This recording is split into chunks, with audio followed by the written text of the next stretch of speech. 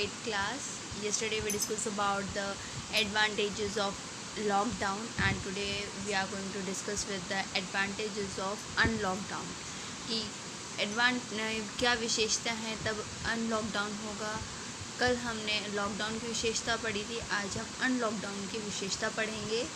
First point is daily wage and income earners have been thrown out of their earnings. It means straight forward लिखा हुआ है बिल्कुल। जो daily wages हैं, जो डेली अर्नर्स हैं, जो डेली दिहाड़ियों पे काम करते लेबरर्स हैं, वो अपनी अर्निंग से यानी कि अपनी कमाई से हाथ धो बैठते हैं। उनकी कमाई जो है वो डेली वेजेस के बेसिस है, डेली बेस के ऊपर है।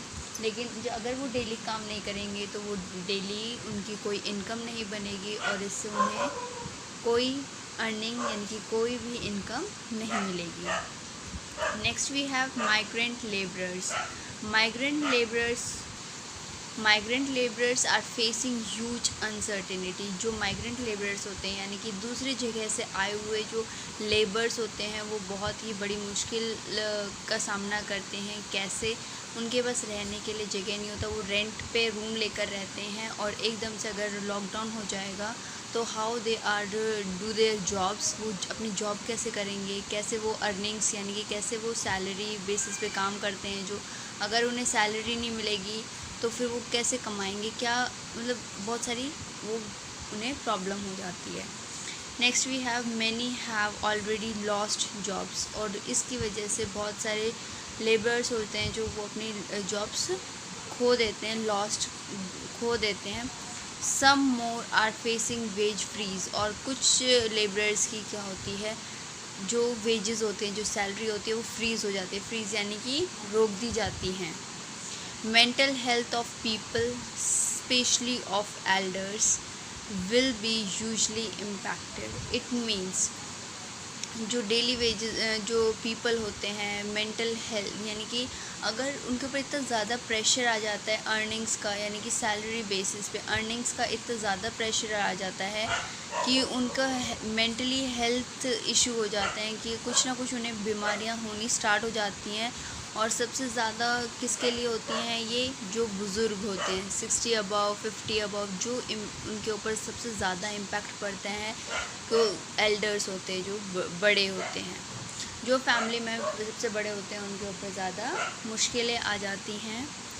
Eight last point is related to the students. Of course students facing huge uncertainty. सबसे ज़्यादा प्रॉब्लम स्टूडेंट्स को होती है। They can't be able to learn how they are going. If सबसे स्टूडेंट्स का होता है, एक तो स्कूल में आते हैं, हर टीचर की नज़रों में होते हैं बच्चे, और बच्चों के साथ एकदम से फेस टू फेस अट्रैक्शन होता है बच्चों का टीचर्स के साथ। वो देखकर पहचान लेती हैं कि बच्चा पढ़ रहा है, खेल रहा है या क्या कर रहा है। और when we are doing the lockdown की वजह से क्या होता है कि इतनी सारी प्रॉब्लम्स क्रिएट हो जाती हैं कि बच्चे टाइमली काम नहीं करते हैं। स्कूल में आते हैं बच्चे, डे टू डे वर्क करते हैं, टीचर्स का प्रेशर होता है बच्चों के ऊपर। अब घर पे वो पेरेंट्स की नहीं सुनते। बहुत ही रेयर चांसेस हैं जहाँ पे बच्चे अपना होमवर्क ऑन टाइम करते हैं। Now everyone when we are doing PT1 start, जब हमने PT1 स्टार्ट किया तो मोस्टली बच्चों ने अपना काम करना स्टार्ट कर दिया। And now everyone is doing their work online. Now they are habitual of it. अब उनको हैबिट हो गई है घर पे बैठकर स्टडी करने की, तो now they are habitual of doing this and these are the advantages related to the unlockdown. यानी कि अनलॉकडाउन होगा तो हमें ये सारी प्रॉब्लम्स को फेस नहीं करना पड़ेगा। So they are the advantages. Just make sure that read them very carefully and you can explain according to your own language also. आप इसको अपनी लैंग्वेज में भी इसको एक्सप्लेन कर सकते हैं। Thank you everyone. Now conclude this both the advantages and write down the conclusion.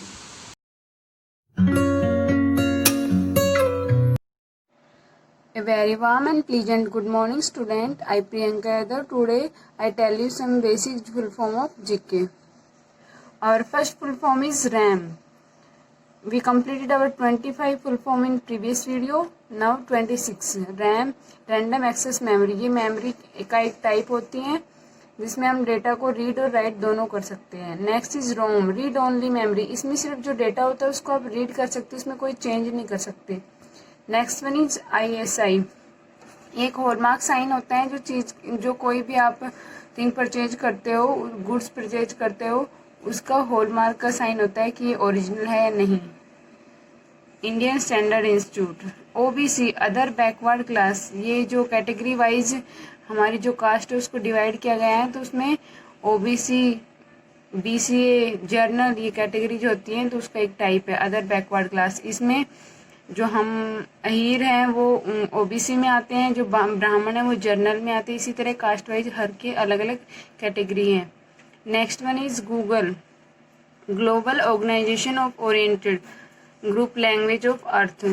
ये गूगल एक सर्च इंजन है और इसकी फुल फॉर्म ये है global organisation of oriented group language of earth. Next one is Yahoo. Yet another hierarchical official oracle. ये भी एक सर्च इंजन है जो कोई भी इंफॉर्मेशन सर्च करने के लिए यूज होता है. Next one is CBSE central board of secondary education. जो 12th तक का सेंट्रल बोर्ड होता है उसको CBSE बोलते हैं, और जो हरियाणा के अंदर जो बोर्ड है 12th तक उसको Haryana board of school education. जो 12th तक के बच्चे होते हैं उनके लिए बोर्ड होता है, और हमारे स्कूल में भी CBSE और HBSE दोनों बोर्ड्स है. Okay. Next one is computer. Computer की फुल फॉर्म होती है commonly operated machine particularly use for technical research and education. Okay. जो एजुकेशन के लिए, रिसर्च के लिए और टेक्निकल वर्क के लिए यूज होता है. Next one is DVD digital video disc या डिजिटल वर्सेटाइल डिस्क, दोनों इसकी फुल फॉर्म है. Next one is CID criminal investigation department. जिस तरह CBI एक इन्वेस्टिगेशन डिपार्टमेंट है, उसी तरह क्रिमिनल्स का ये भी एक डिपार्टमेंट है, criminal investigation department.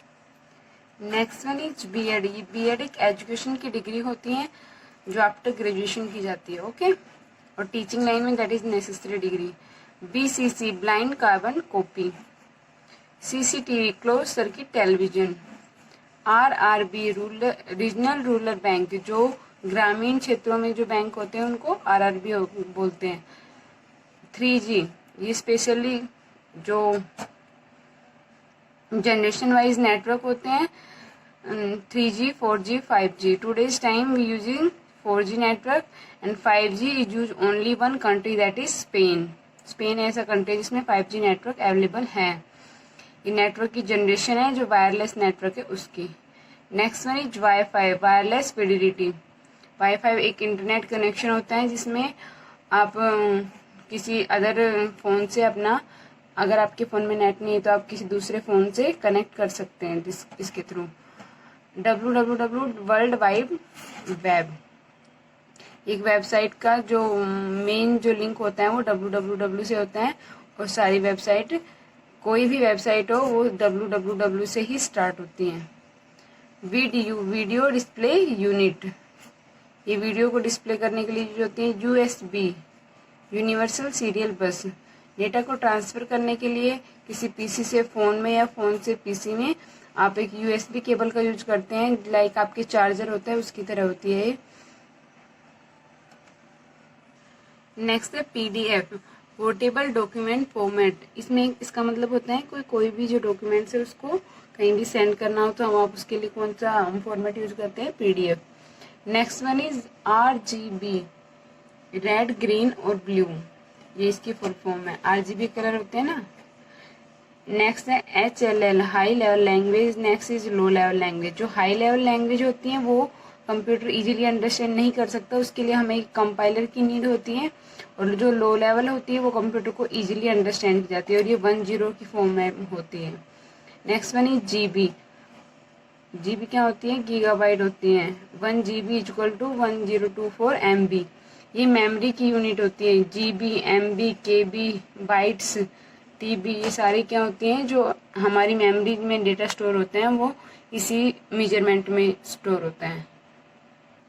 Dear student, learn and write this full form in your GK notebook.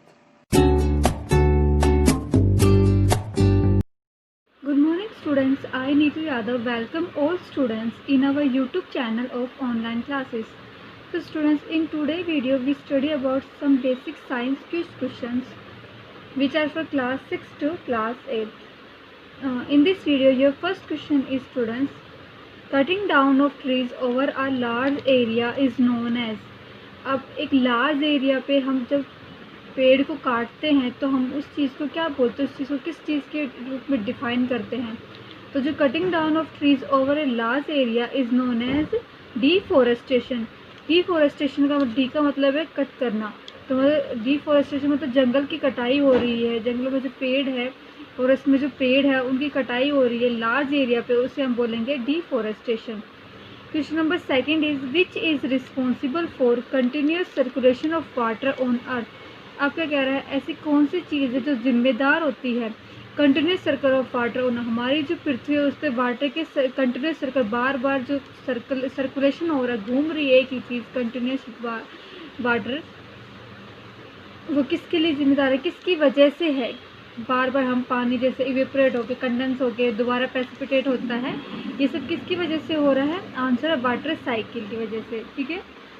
Third question is name the kind off switch that automatically turn off in case of short circuit और overload.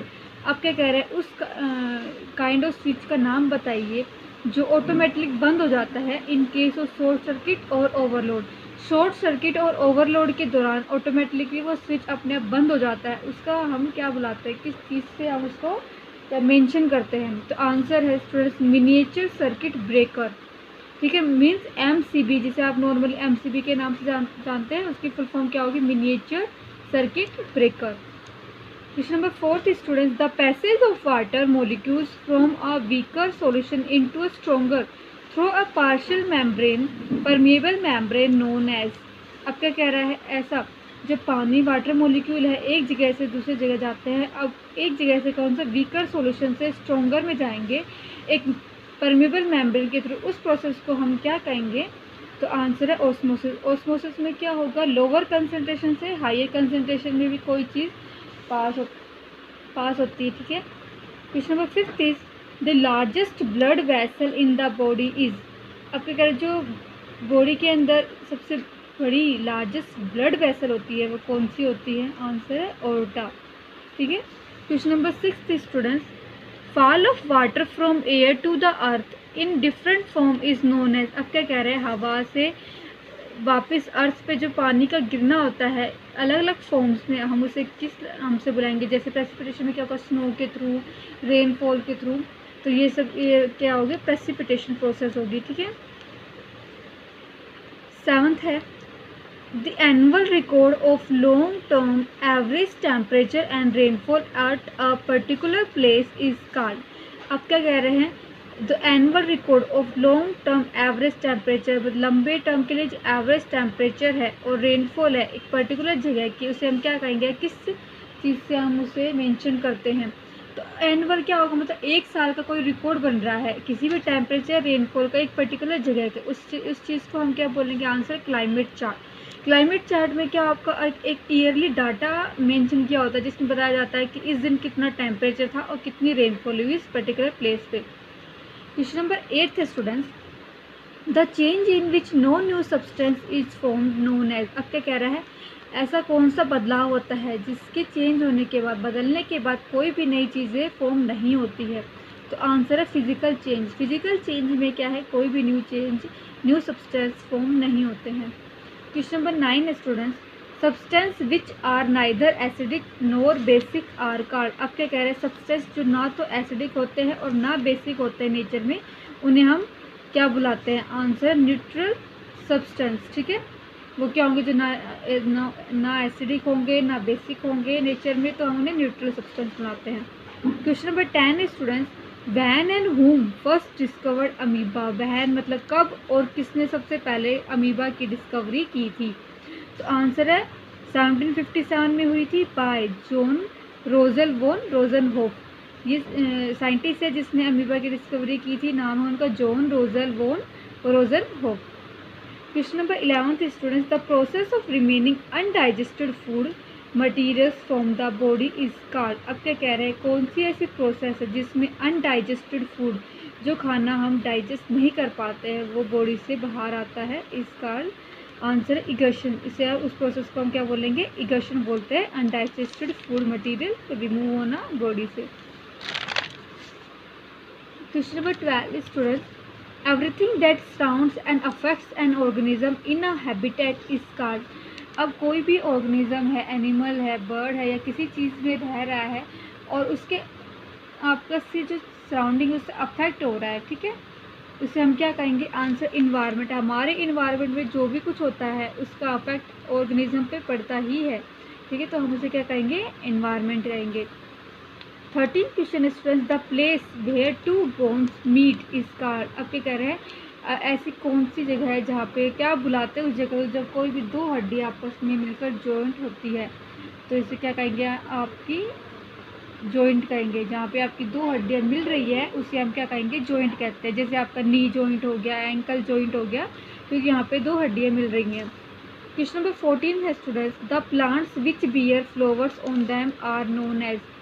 कौन से plant है, या मतलब उन plant को हम क्या कहेंगे जो बियर फ्लावर, जिनमें फूल आते हैं, उन्हें हम क्या कहेंगे, आंसर फ्लावरिंग प्लांट, ठीक है, the flowering plant which bear flowers on them. 15th question है, the water obtained after distillation from a solution is called. Distillation के बाद जो हमें वाटर ऑब्टेन्ड होता है सॉल्यूशन से, हम उसे क्या कहेंगे, तो आंसर है डिस्टिल्ड वाटर। आफ्टर डिस्टिलेशन जो वाटर ऑब्टेन्ड होगा उसे हम कहेंगे डिस्टिल्ड वाटर। 16th क्वेश्चन है students, deficiency of calcium in body causes which disease in adult. अब जो कैल्शियम की जो कमी है हमारे शरीर में, वो कौन सी बीमारी कोज करती है, अडल्ट्स में। तो अडल्ट्स में कैल्शियम की कमी कोज करती है ऑस्टियोपोरोसिस, ठीक है। 17th question is students, name the type of protein which is used in made of hair. हमारे जो हेयर है उनको बनाने के लिए कौन से टाइप का प्रोटीन इस्तेमाल होता है, तो आंसर है कैरेटीन प्रोटीन। क्वेश्चन नंबर 18 है students, the species which are verge of extinction known as. ऐसी कौन सी स्पीसीज है जो लुप्त होने की कगार पे, उन्हें क्या कहेंगे, हम ख़त्म होने वाली होती है, आंसर है इंडेंजर्ड स्पीसीज। हम उन्हें क्या कहेंगे, इंडेंजर्ड स्पीसीज कहेंगे। That's it for today students, thank you for listening.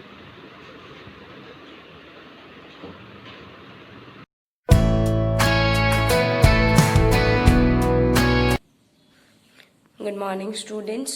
So let's start our today's class. I Anshu, your maths teacher.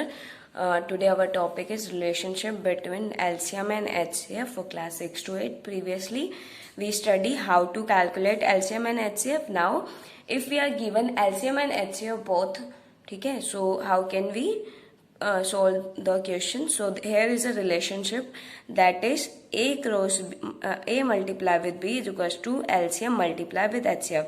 So if we are given two numbers and उनका LCM और HCF both are given, then how can we relate these with an formula. So A और B क्या है, हमारे पास यहाँ पे दो numbers हैं और उन दोनों का एलसीएम और एचसीएफ अगर गिवन है तो हम उनमें से अगर एक भी नंबर नहीं गिवन है तो हम कंसिडर कर सकते हैं उसको बाय यूजिंग दिस फॉर्मूला, ठीक है। If you want to calculate LCM if and given that two angles are given and HCF is given, then we can calculate LCM। तो यहाँ पे एक दो नंबर्स का मल्टीप्लिकेशन किसके इक्वल होता है, एलसीएम और एचसीएफ के मल्टीप्लिकेशन के इक्वल होता है, ठीक है। एलसीएम अगर हमें कंसिडर करना है तो क्या हो जाएगा हमारे पास, इसको हम यहीं रख लेंगे और इक्वल टू के इधर जाके मल्टीप्लाई वैल्यू क्या हो जाती है, डिवाइड हो जाती है, डिवाइड वैल्यूज क्या हो जाती है, मल्टीप्लाई। तो यहाँ मल्टीप्लाई में तो ये इधर आके क्या होगी, divide, so divide by HCF। और if we want to calculate HCF and given that two numbers and LCM is also given, then HCF क्या हो जाएगा, A multiply with B and LCM क्या हो जाएगा, अब यहाँ पे डिवाइड में आ जाएगा, ठीक है। So these are the formulas. Now question number 1 is determine the least number. Now least number जब भी होता है हमारे पास तो हम उसमें क्या कैलकुलेट करते हैं, LCM, ठीक है। और लार्जेस्ट में क्या होता है हमारे पास, HCF कैलकुलेट करते हैं। So determine the least number which when divided by 3, 4 and 5।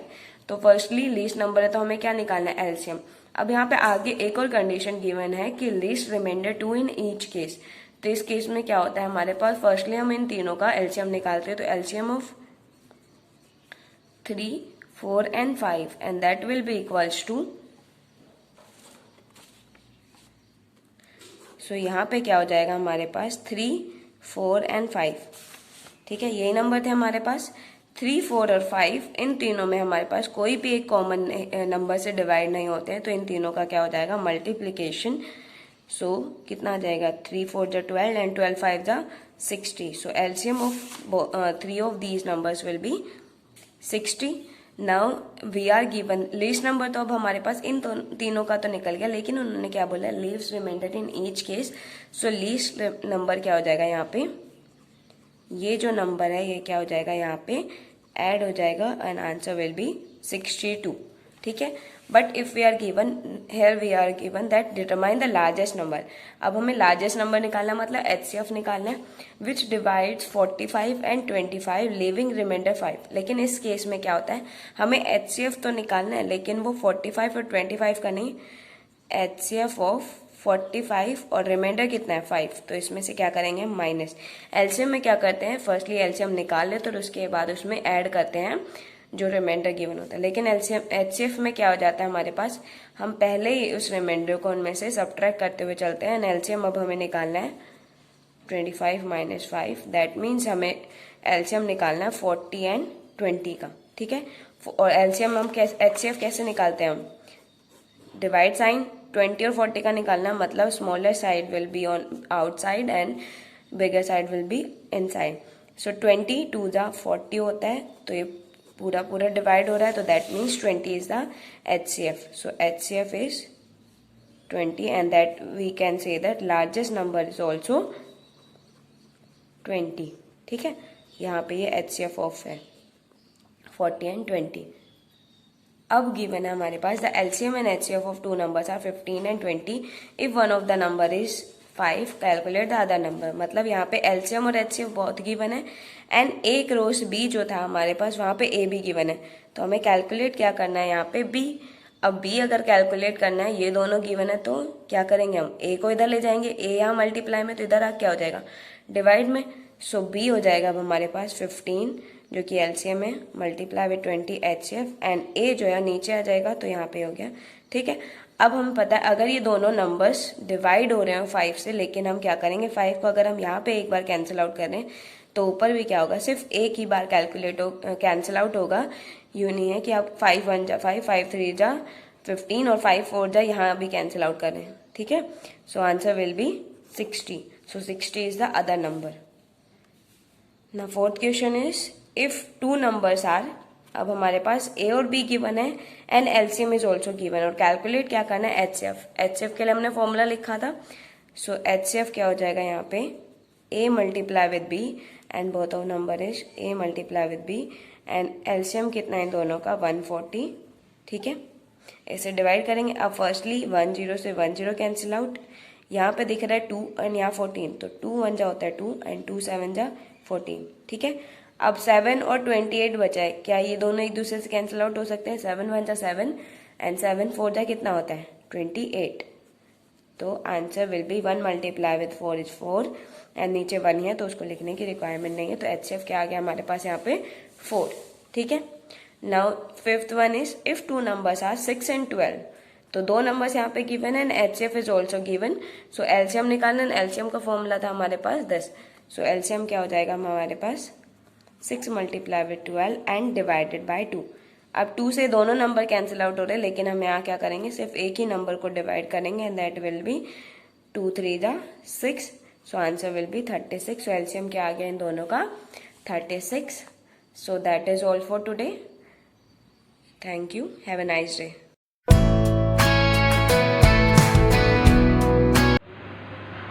Hello student, a very pleasant morning to you all. I'm Vinita Singh. Welcome to you to our YouTube channel of online classes for the subject science. In today's video, our topic is stomata.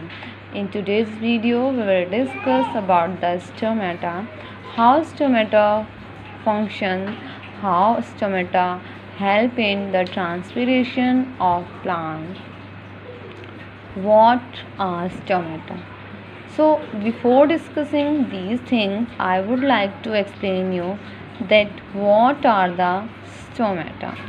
You can look in this diagram. Here I have written a thing that the small opening on the underside of leaves are called stomata. This is the diagram of a leaf. In the diagram of this, I have observed it under the microscope. The stomata are the microscopic structure present in the underside of the leaves. ये इस leaves के नीचे के surface पर present होते हैं, ठीक है। और स्मॉल ओपनिंग, छोटे छोटे इस तरीके से जब आप इन्हें माइक्रोस्कोप के अंदर व्यू करेंगे तो आपको इस तरीके से स्मॉल आपको ओपनिंग्स दिखाई देंगे। इनमें से कुछ स्मॉल ओपनिंग्स जो हैं वो ओपन स्टोमेटा हैं and some are close stomata. जिनके अंदर आप ये ब्लैक कलर का होल देख सकते हो, ये आपके ओपन स्टोमेटा हैं। और जो विदाउट ब्लैक होल है, ब्लैक डॉट हैं, वो हमारे क्लोज स्टोमेटा हैं। जो हमारे क्लोज स्टोमेटा हैं उन्होंने अपने अंदर से हाइड्रोजन, और कह सकते हैं आप hydrogen oxide, this is the H2O that is equals to water और दैट रिप्रेजेंट द वाटर। ये इन्होंने अपने अंदर से वाटर को रिमूव कर दिया है एंड ऑक्सीजन को रिमूव कर दिया है। एंड जो ओपन स्टोमेटा हैं they are intaking the carbon dioxide from the atmosphere. ये एटमॉस्फेयर में से कार्बन डाइऑक्साइड को ले रहे हैं। Okay student, in our previous video I have told you that stomata worked at the time of photosynthesis. Photosynthesis means जब sunlight present होती है उस टाइम पर photosynthesis process occur होता है।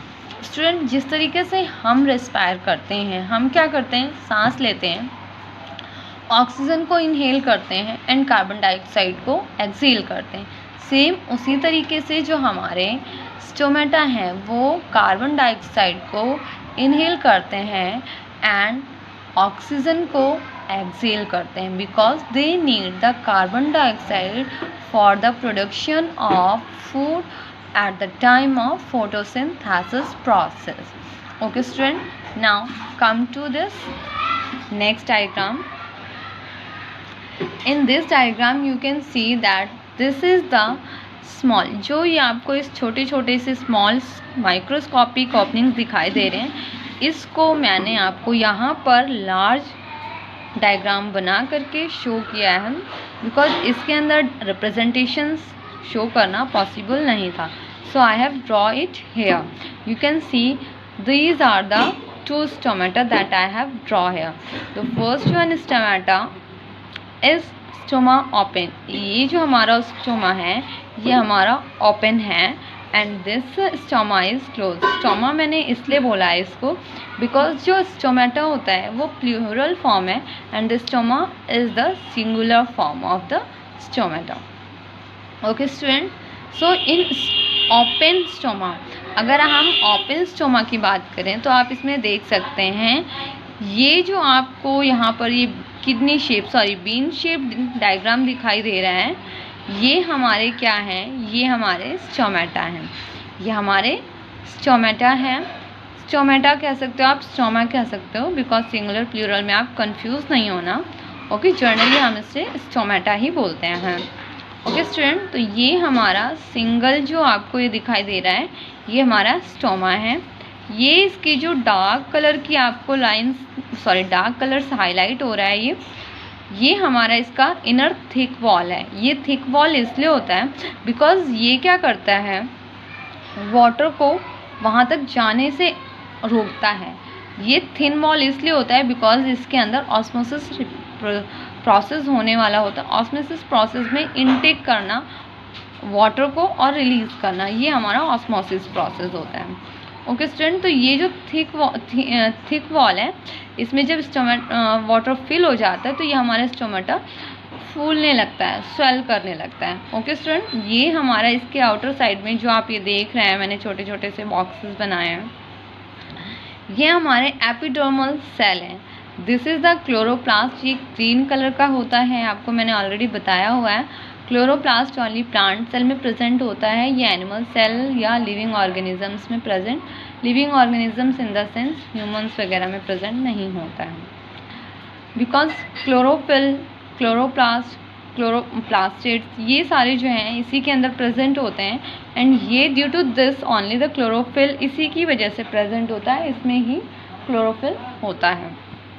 Okay student, this is the outer thin wall. ये जो आप लाइन देख रहे हैं ये आउटर थिन वॉल है स्टोमेटा की, एंड ये आपको जो दिखाई दे रहा है ये वैक्यूल है, बिकॉज ये भी एक सेल हो गया हमारा, तो इसके अंदर भी एक वैक्यूल हो गया। ये जो आपको ऑरेंज कलर का दिखाई दे रहा है ये देख सकते हो आप, यहाँ पे मैंने ड्रॉ किया है, ये न्यूक्लियस है, एंड ये दोनों जो हमारे बीन शेप्ड हैं, these both are the guard cells. Okay student, almost मैंने आपको सारे टर्म्स बता दिए हैं। इनका फंक्शन क्या होता है, एपिडर्मल सेल जो है ये क्या करता है, देखिए जब इसके अंदर वाटर एक्सेस अमाउंट में आ जाता है, जितनी इसको नीड होती है वो लेता है, एंड बाकी वो रिलीज़ करता है, तो इसमें से वाटर जा कर के इन एपिडर्मल सेल्स में फिल हो जाता है, प्रेजेंट हो जाता है। क्लोरोप्लास्ट जो है वो क्लोरोफिल को कंटेन करने में हेल्पफुल होता है। थिन वॉल जो है वो ऑस्मोसिस प्रोसेस में हेल्पफुल होती हैं। वैक्यूल्स जो हैं वो क्या करती हैं, वैक्यूल्स जो वैकेंट स्पेस को कवर अप करते हैं, गार्ड सेल्स प्रोटेक्ट करके रखते हैं हमारे स्टोमेटा को। Okay student, the come to the next one, this is ये हमारा स्टोमा क्लोज्ड है। बिकॉज क्लोज क्यों है, क्योंकि इसमें ट्रांसपिरेशन प्रोसेस इस समय पर नहीं हो रहा है। सेम ऑल थिंग्स दैट मैंने आपको ओपन में बताया है, क्लोज में भी सारी चीज़ें वही प्रेजेंट होती हैं। ये थिक वॉल है, ये थिन वॉल है, chloroplast, vacuole, guard cell. Okay student, now come to the topic, जो कि हमारा क्या था कि स्टोमेटा का फंक्शन क्या होता है। मैंने आपको बता दिया कि स्टोमेटा होते क्या हैं। नाउ फंक्शंस क्या होते हैं, इनके फंक्शंस होते हैं बेटा, ये at the time of photosynthesis CO2 को एब्जॉर्ब करते हैं एटमॉस्फेयर से, ओके, ट्रांसपिरेशन के टाइम पर। और फोटोसिंथेसिस प्रोसेस ओनली तब पॉसिबल होता है जबकि डे टाइम होता है, और डे टाइम में ही हमारे जो स्टोमेटा होते हैं ये ओपन होते हैं, ठीक है, और नाइट टाइम में ये क्लोज हो जाते हैं, क्योंकि उस टाइम पर फोटोसिंथेसिस प्रोसेस ऑकर नहीं हो रहा होता है। Okay student, the next topic is, next thing is that कि जो हमारे ये स्टोमेटा होते हैं ये क्लोज उस टाइम पर भी हो जाते हैं जब उनके अराउंड सराउंडिंग्स जो एयर होती है वो ड्राई एयर होती है। मींस ड्राई एयर का मतलब ये है, आपने देखा होगा कुछ क्या होती है एयर जिसमें नमी होती है, कुछ सूखी हवाएं चलती हैं, जैसे गर्मियों के टाइम पे सूखी हवाएं चलती हैं, और सर्दियों में जो नॉर्मल मौसम होता है ठंडा, तो उस टाइम पे मॉइस्चर वाली एयर, तो उस टाइम पे ये जब ड्राई एयर हो रही होती है या फिर बहुत ही तेज़ आप कह सकते हो उनकी स्टोमेटा में से वाटर लॉस ज़्यादा हो रहा होता है, तो ये स्टोमेटा क्लोज कर लेते हैं जिससे कि इवापोरेशन प्रोसेस ना हो। इवापोरेशन कहने का मतलब ये है कि वाटर लॉस ना हो। अगर वाटर लॉस इनमें से हो जाएगा तो ये लीव्स वगैरह जो हैं श्रिंक हो जाएंगे। ओके स्टूडेंट, आई थिंक आपको ये टॉपिक बहुत ही इजी वे में समझ में आया होगा। You will get what I am going to, what I have told you. Okay student, so just now I am going to ending my class. Have a good day to all. Goodbye.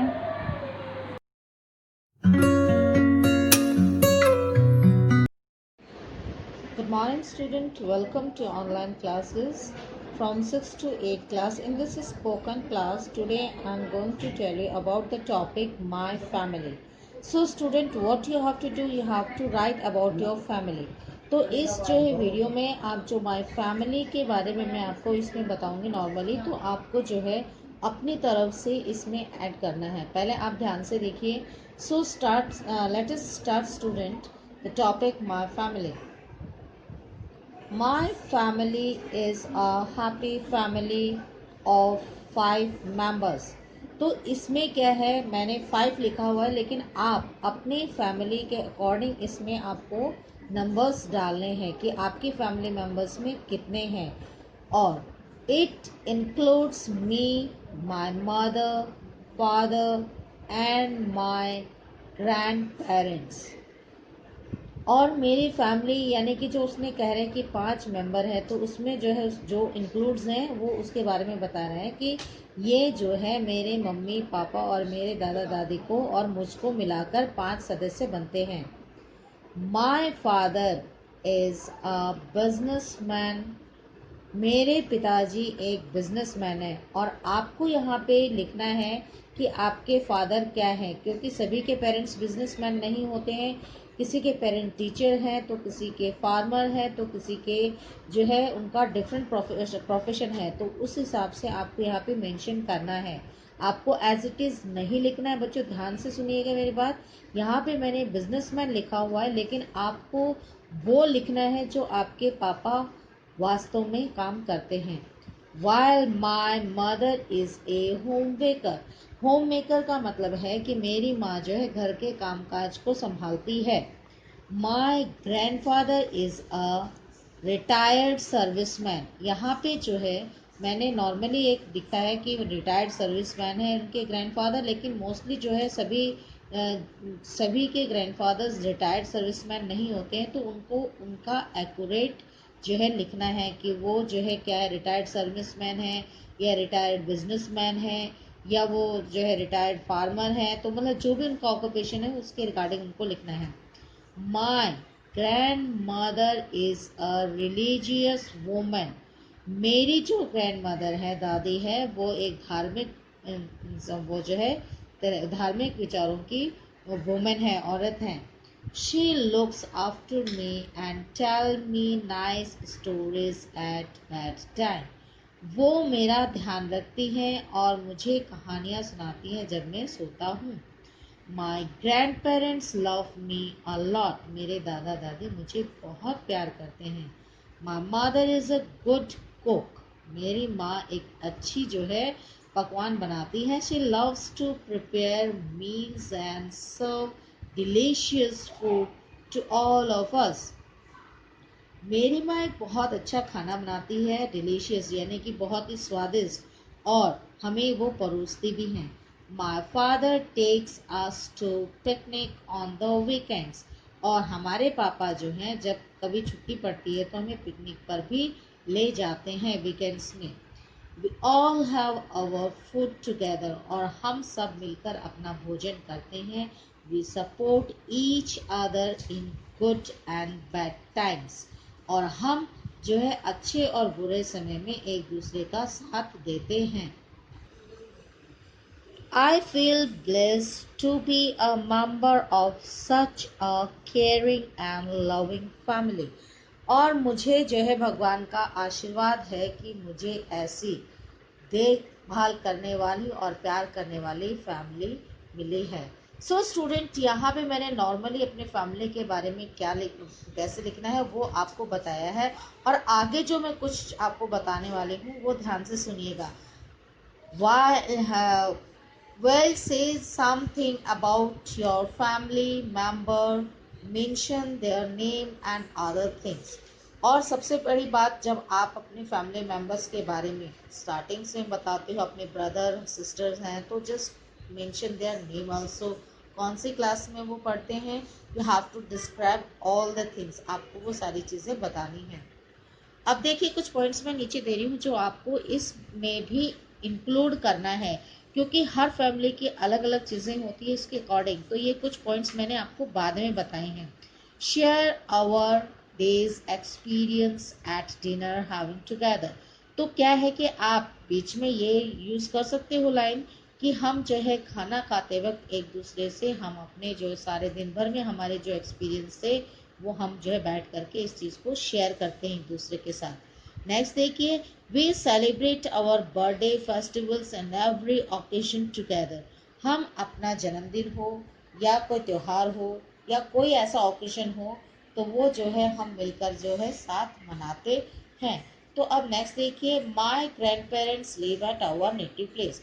कुछ के जो है grandfather जो है वो पास में नहीं रहते हैं, यानी कि वो गांव में रहते हैं, तो आप ये लाइन उसमें ऐड कर सकते हैं कि हमारे ग्रैंड पेरेंट्स जो है वो नेटिव प्लेसेस में रहते हैं। Some of our relatives live in the same city, और जहाँ आप रहते हो तो आप ये लाइन भी मेंशन कर सकते हैं कि हम जहाँ रहते हैं तो हमारे कुछ रिश्तेदार भी वहाँ पे सेम जगह पे रहते हैं। नेक्स्ट देखिए, we have a big house in the village, और गांव में हमारा बहुत बड़ा घर है।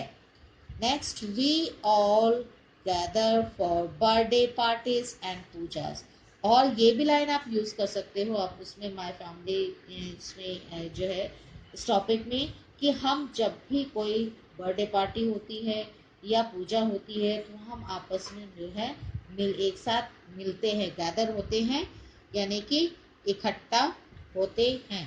My family helps me in developing good habits, और मेरी जो परिवार है, मेरा परिवार है, वो जो है बचपन से लेकर के अब तक मेरी जो है गुड हैबिट्स को जो है बढ़ाने में, यानी कि उनकी जो है डेवलपिंग में उनका बहुत बड़ा हाथ होता है। यस, नेक्स्ट देखिए, हेल्प्स मी इन एक्स्ट्रा को करिकुलर एक्टिविटीज़, यानी कि मेरे जो बाकी मुझ में जो इंटरेस्टिंग है, जैसे एक्स्ट्रा को करिकुलर एक्टिविटीज़ में आ गया आपका गेम्स, आ गया आपका सिंगिंग, आ गया आपका डांस एक्टिविटीज़ आ गई, तो उनमें जो भी आपकी एक्स्ट्रा को करिकुलर एक्टिविटीज़ हैं जिसमें आपको इंटरेस्ट है, तो वो जो है आपकी फैमिली जो है उसमें भी आपकी मदद करती हैं।